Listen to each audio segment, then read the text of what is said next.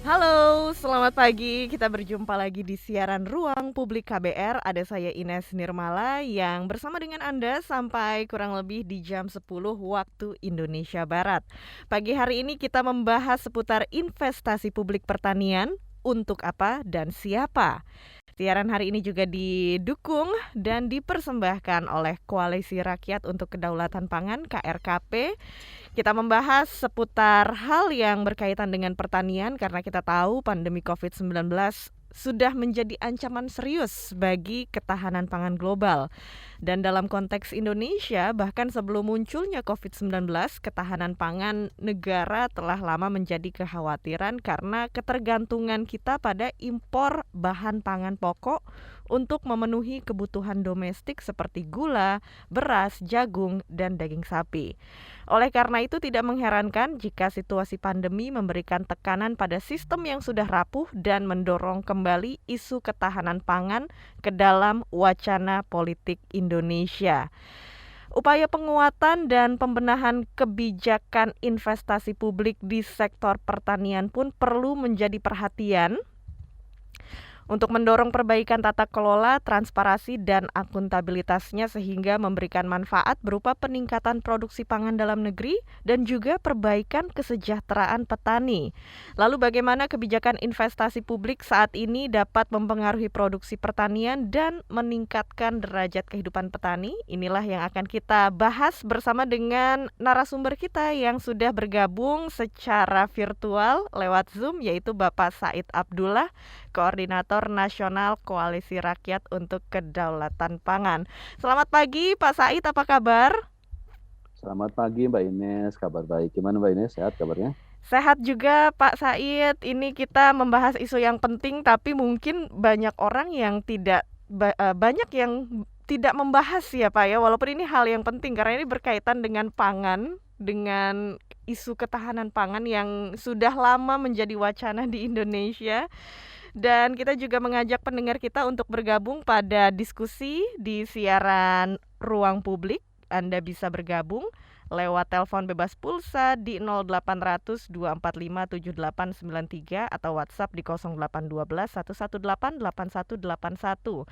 Siaran ini juga bisa didengarkan di 100 radio jaringan KBR di seluruh Indonesia dan di Jakarta lewat 104,2 MS3 FM serta bisa disimak lewat channel YouTube Berita KBR. Baik Pak Said, ini sekarang kita langsung saja membicarakan seputar investasi publik. Pendengar kita mungkin dari berbagai latar belakang dan mereka juga perlu tahu nih Pak, apa sih investasi publik di sektor pertanian itu? Ya ini apa namanya isu yang penting sebenarnya, walaupun kita sendiri kadang-kadang ya lupa juga ya Iya. apa apa soal investasi ini. Nah, sederhananya kira-kira begini. Jadi tidak mungkin proses produksi pangan kita atau pertanian kita tumbuh tanpa ada investasi ya. Dan investasi itu secara umum kalau di sektor pertanian pangan kan bisa dilakukan oleh siapapun sebenarnya, baik oleh petani itu sendiri ya, sebagai individu maupun sebagai kelompok, atau oleh misalnya juga oleh perusahaan begitu, itu juga sangat mungkin dilakukan investasi. Dan kita tahu lah banyak juga ya perusahaan yang melakukan investment. Di luar itu sebenarnya ada hal yang lain juga, yaitu investasi yang dilakukan oleh pemerintah gitu. Ini yang disebut dengan sering kita kenal di istilah investasi publik ya. Kalau di oleh swasta, oleh petani mungkin bisa kita sebut sebagai apa namanya private investment ya, investasi oleh swasta.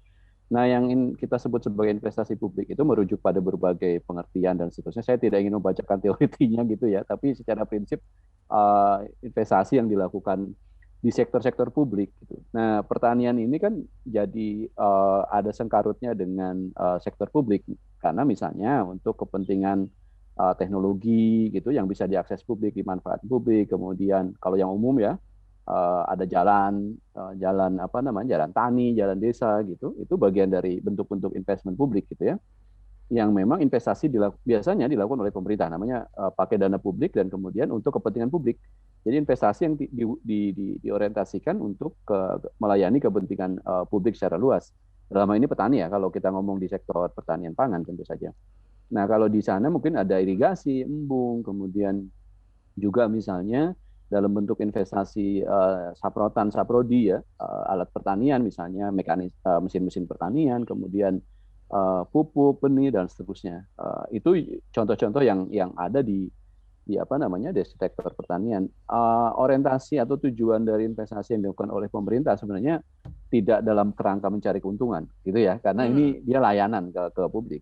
Lebih banyak memang untuk meningkatkan menjawab persoalan-persoalan yang ada di masyarakat. Dalam konteks pertanian pangan tentu saja investasi publik itu harusnya gitu diarahkan pada tujuan akhirnya adalah meningkatkan derajat hidup petani dan meningkatkan produksi pertanian. Kira-kira begitu. Iya. Supaya petaninya memproduksi hasil pertanian dengan baik, maka perlu ada sarana publiknya kan. Dan itulah pemerintah di situ ngasih investment. Iya. Uangnya dari mana? Uangnya tentu saja dari uang rakyat juga, karena itu kan diambilkan dari APBN ya. Kira-kira begitu, Mbak Ines. Iya. Secara Dan singkat lah kira-kira begitu ya. secara singkat seperti itu ya Pak, seputar investasi publik dari pemerintah untuk meningkatkan produktivitas pertanian serta derajat hidup para petaninya. Tapi seperti apa KRKP melihat peran pemerintah saat ini dan juga seperti apa kebijakan pemerintah di investasi publik? Ya, saya kira peran pemerintah sangat penting untuk mendorong satu ya, bahwa peningkatan produksi pangan pertanian kita tidak bisa dilepaskan dari peran pemerintah sebagai fasilitator, sebagai regulator gitu. Nah, selama ini saya kira pemerintah kita juga perlu mengapresiasi karena banyak sudah dilakukannya melakukan investasi di sektor pertanian pangan ya. Kita tahu misalnya di eranya Pak Jokowi ini ya, periode 1 terutama masif sekali pembangunan infrastruktur pertanian ya, irigasi, bendungan, kemudian sampai tahun ini saya kira embung-embung untuk pengairan, bahkan di NTT juga sama itu. Kita lihat ya di Kupang di mana itu ada di berbagai wilayah di Indonesia, nggak cuma di Jawa gitu ya. Nah itu menunjukkan memang pemerintah sadar bahwa salah satu hal yang harus dilakukan adalah melakukan investasi publik di sektor pertanian tadi supaya produksinya, karena isunya kan ketika Pak Jokowi naik kan di 2014 ya kalau nggak salah, goal tertingginya kan udah daulat pangan, mandiri pangan, sama tahan pangan. Dan untuk mencapai target-target itu mau nggak mau sebenarnya ya tadi harus ada investment yang cukup kuat di sektor pertanian. Dan saya kira langkah yang ditempuh oleh pemerintah kita bisa lihat lah dari banyak data dan fakta. Nah, problemnya adalah kemudian pertanyaannya kan menyisakan pertanyaan, apakah betul investasi yang selama ini dilakukan oleh pemerintah itu sudah lurus dengan segaris dengan tujuan awalnya, tadi meningkatkan produksi dan kesejahteraan petaninya gitu. Nah ini bagi KRKP sendiri melihat persoalan ini menjadi persoalan serius gitu, perlu kita lihat lebih jauh apakah betul gitu investment yang dilakukan oleh pemerintah itu memberikan dampak yang signifikan di level produksi dan kesejahteraan petaninya. Kira-kira gitu Mbak Ines. Iya. Nah, saya juga mendapat bocoran ya bahwa KRKP sudah melakukan kajian bersama Fakultas Ekonomi dan Manajemen IPB, betul ya? Betul Mbak. Jadi Nah, kita bulan seperti apa lalu nih ya, Pak hasil kajiannya?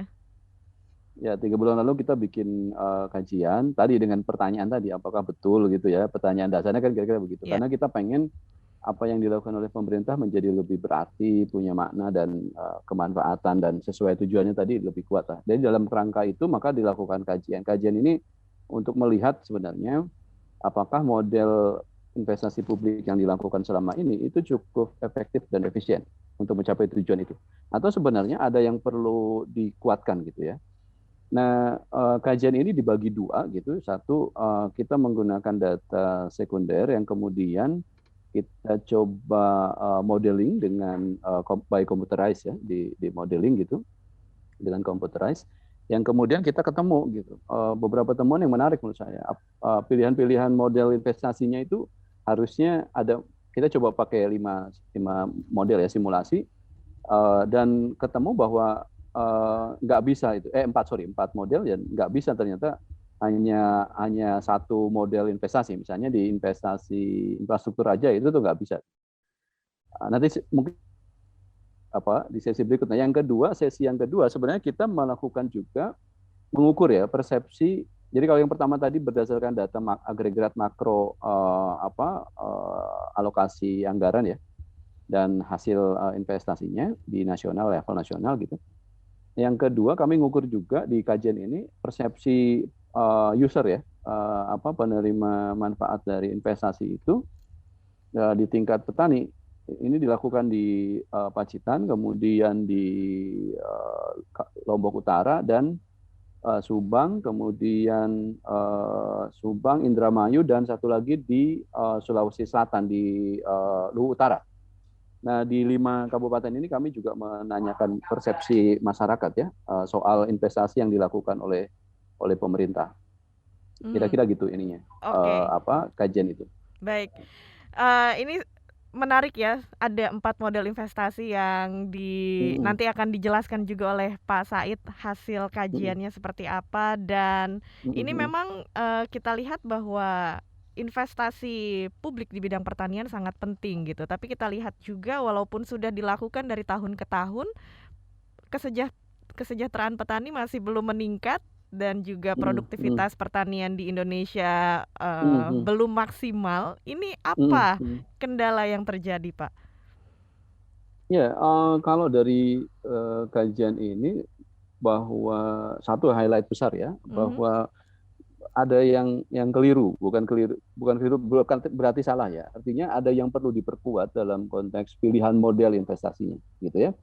Nah, selama ini, misalnya dalam kurun 7 tahun terakhir ya, investasi publik yang banyak dilakukan kan di di sektor pertanian itu lewat infrastruktur fisik ya, pertanian, misalnya kayak tadi saluran irigasi, embung dan seterusnya gitu. Nah, dari kajian ini terlihat bahwa uh, dengan kalau hanya menggunakan investasi publik ini, dia nggak cukup tinggi pengaruhnya, satu pada peningkatan kesejahteraan petani maupun pada tingkat produksi gitu, dibandingkan dengan simulasi-simulasi yang lain. Nah, mungkin saya nanti bisa juga sampaikan bahwa dari yang simulasi yang dilakukan ya dari data agregat nasional, perubahan tingkat kesejahteraan petani itu kalau hanya investasinya di infrastruktur pertanian itu setengah dari kalau investasi publik itu dilakukan, peningkatan kesejahteraannya ya, kalau investasi publik dilakukan infrastruktur plus misalnya plus peningkatan kapasitas petani gitu. Itu yang Mbak, yang kelihatan itu satu perbandingan dua model itu ya. Jadi kelihatan banget perbedaannya. Jadi kalau investasinya hanya infrastruktur itu hanya setengahnya aja.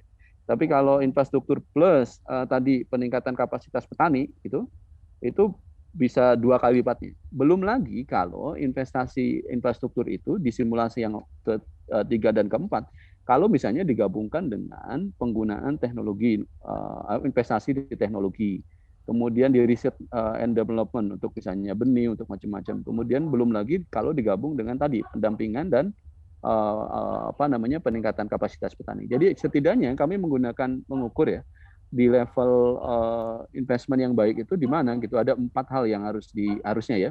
Satu itu terkait dengan infrastruktur, kemudian terkait dengan penggunaan teknologi ya, investasi di teknologi maksud saya, kemudian investasi di R&D dan investasi di pendampingan serta pendampingan plus dengan peningkatan kapasitas kayak model pelatihan dan seterusnya. Mhm.